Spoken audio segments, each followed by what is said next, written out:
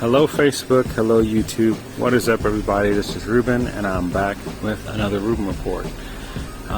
For today's video I wanted to do something that has been kind of long awaited and something that many of you have been asking for that could potentially give us some insight on why it is that I potentially am experiencing this valve recession issue. So a little while ago I ordered a Blackstone laboratory oil analysis kit, and for the past week or so, about a week and a half ago from today, I unfortunately received news that my dad passed away. So ever since the beginning of last week, I've been gone. I had to go down to Southern California to go see my dad, see the rest of the family, and deal with other family matters, which that process is still not over. I'm still kind of processing things myself. And but today, because I had free time, I wanted to go ahead and do some maintenance on my other vehicles, since we've been going back and forth so much. So I had to do an oil change there, and I decided to pull the bike out as well, because I found this. Well, yeah, I found this in my mailbox. So just like I was saying before, this is a Blackstone oil analysis kit, and what we're going to be doing today is we're going to be taking changing the oil, taking the oil out, gathering a sample, and then we're going to send this sample to Blackstone Laboratories to see what could potentially be going on. And I'm going to go ahead and turn this car off. I've been just letting it run because I just said I just did an oil change, so I'm going to turn it off and we'll talk a little bit more. Alright, so with the car off, I hope you guys can hear me a lot better as well. But we're just going to open this little kit up so we can see what's inside. So in the kit you get this smaller little tube, I guess. Put this on the bike. So you get this smaller little tube, and inside you have some instructions, looks like. Okay, so yeah, you put your information on there. Yeah, it was an oil change when the sample was taken. Are you interested in extended oil use? Blah blah blah. Any additives? Okay. And we have in here. Alright, sorry. Alright, so it looks like we have a bag, some type of cloth, I guess, to keep things clean, and some instructions. Okay.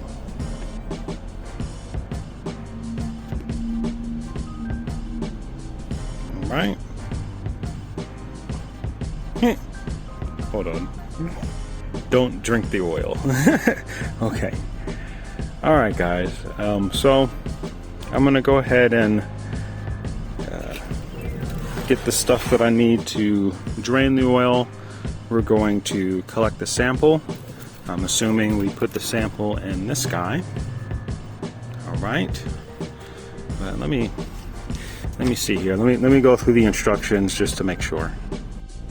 Alright, so I think I got an understanding of what we need to do here. So the first things first is before we get started, they would like the bike to be running for at least 15 minutes. Okay, and then they want to make sure that when you do sample, you sample it in the middle of the stream. So it's not like the first few drops and it's not the last few drops. It has to be somewhere in the middle. Okay, and now when it comes to sending it, you want to make sure that you put the lid on tight. You wrap the little bottle there with this stuff and put it in the bag. So there's this clear bag here, and then we're going to put it into the black mailer lid, which is this guy. So just kind of like how I found it, I'm gonna put the sample in there, wrap it up, put it in the bag, then put it into this black cup, and then the whole thing is then going to go into this mailer bag, which is then going to be sent off to UPS, I believe, is what it says. Yes. Oh, USPS. Okay. And one thing I forgot to mention, or forgot to add, it does come with some stickers too. So that's pretty cool. Got a small one and a bigger one. I might, I might put this one on the bike and then put that one on my truck somewhere. Okay, so I'm gonna get this all prepped and ready to do the sample, and then I'll see you guys in a moment. Alright, I got everything situated. I have my quick drain release hose put on there. I got the little sample bottle down there. Everything's pretty much set up, ready to go. But before we get started, we're going to check the mileage as we always do.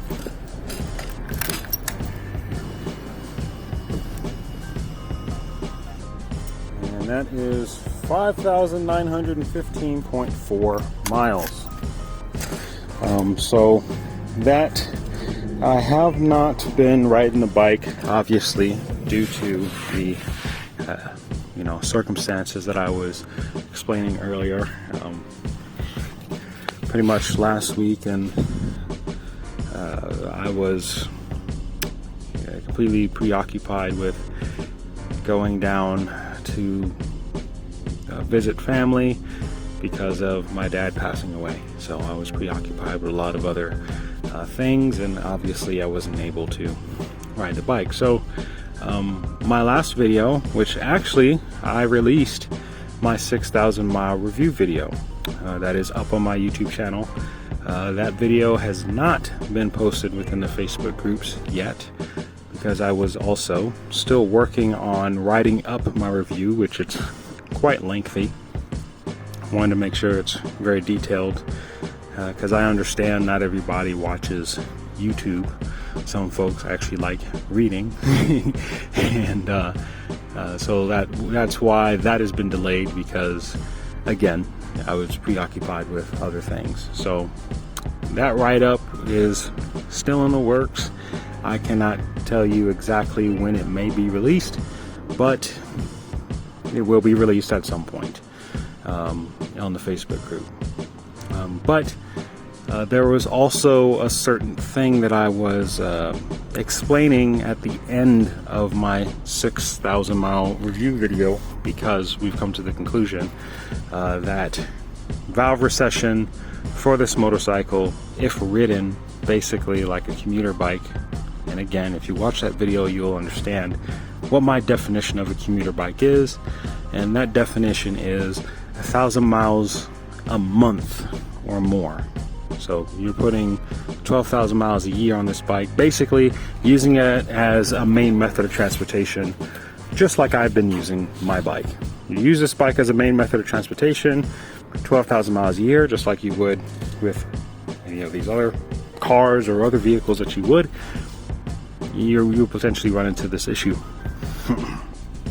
And I was talking about something that I was experimenting with. I was experimenting with increasing the valve gap even some more, like a little bit slightly more, and was going to experiment with how long that would last, or potentially last. But you know, obviously, I have not been able to continue experimenting with that either, because again, I've been away. So the results on that are gonna have to wait. The post for the 6,000 mile review video, that's gonna have to wait. And other things, even the results from this Blackstone Lab stuff, it's gonna have to wait. So I'm gonna go ahead and drain this oil now. We're gonna do what the instructions have been saying. We're going to try to catch it as much as possible midstream, and then we're going to fill her back up with some more oil and be done with it. And then well, I'll be able to ride whenever it is that I'm able to ride, and hopefully within, I don't know how long, a week, 2 weeks, we'll figure it out when we'll get the results of the Blackstone Lab oil analysis, get the results of the extended or widened valve gap clearance, and hopefully you guys will be able to see the write-up of my 6,000 mile review at some point as well. All right, let's go ahead and get this done. All right, I've been letting the bit pour out first, and then I went ahead and caught as much as I can. We're going to, it's not completely full, but it's as much as we can do for now. And hopefully, all right, sorry guys, I went ahead and caught as much as I could mid-flow. And we're going to seal this up now.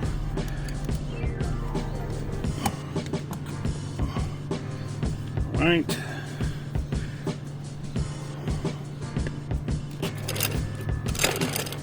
Forgot to take that off. Okay. All right. Whew. Let's get some paper towels.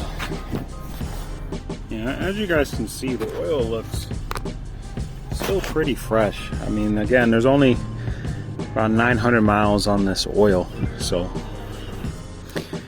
this is why I'm not really interested in changing the filter and looking at the screens and stuff like that. There's just not enough miles on the oil for me to kind of like waste a filter. So I'm just gonna open this up here, fill her back up with enough oil, and then call it a day.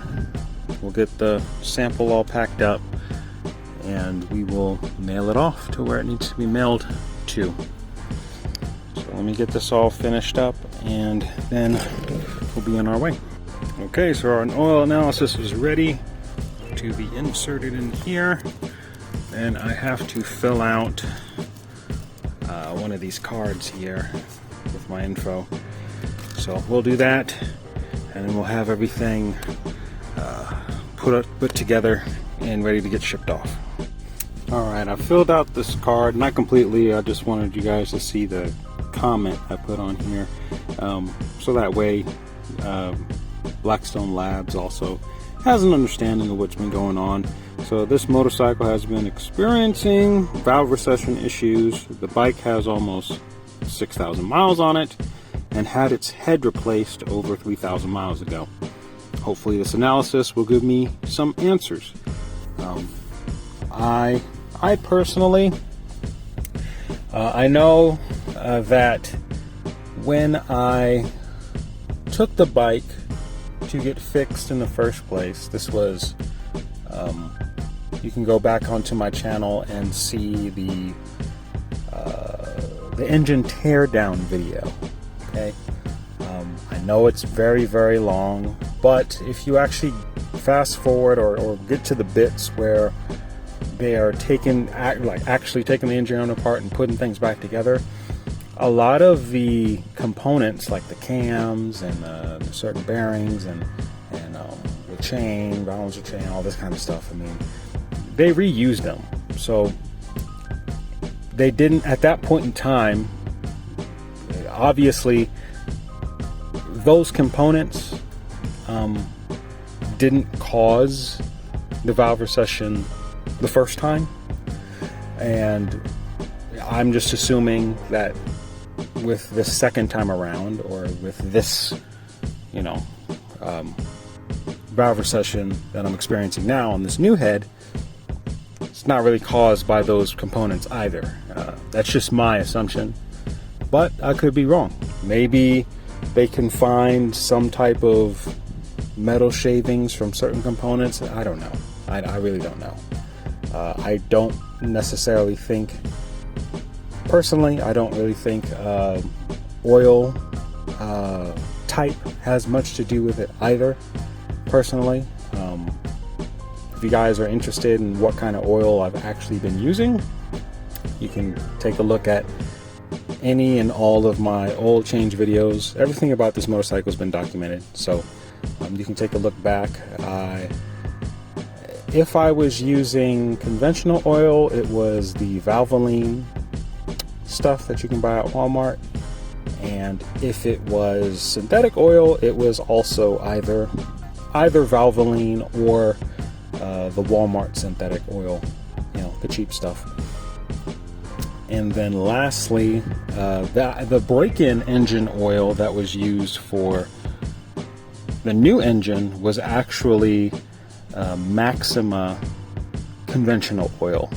I had CSC use the Maxima oil to break the engine in when the engine got fixed. So that's the type of oil that was in there during the engine break-in. So there's the 4 different types of oil. So we have 2 different conventional types, Valvoline and Maxima, and then 2 different synthetic oil types, which would be Valvoline and Walmart. And you can go to, again, you can go to all of my different oil change videos to find out exactly what oil was used and when and how often the oil was changed, all that stuff. It's all there. I've actually, I've changed the oil on this bike quite frequently. Not necessarily due to me needing to change it, it's just circumstances, you know. Either I wanted to change to synthetic oil, the engine was breaking in and it got too dirty, or I don't know, I was just at a certain maintenance interval and I just went ahead and did it. So I haven't, to this day, I haven't gone 2,000 miles or 2,500 miles, however long it's supposed to be. I have not done that yet. So yeah, the oil has definitely been changed a lot more frequently than I guess it should be, or that it could be. I don't know. I don't think changing oil frequently is a bad thing. But yeah, that's just the deal with the oil changes. Alright, I've been letting our bike run for a little bit. I filled it back up, and that's where we have our level at. Alright, so I'll see you guys next time, whenever that next time may be. Alright, peace.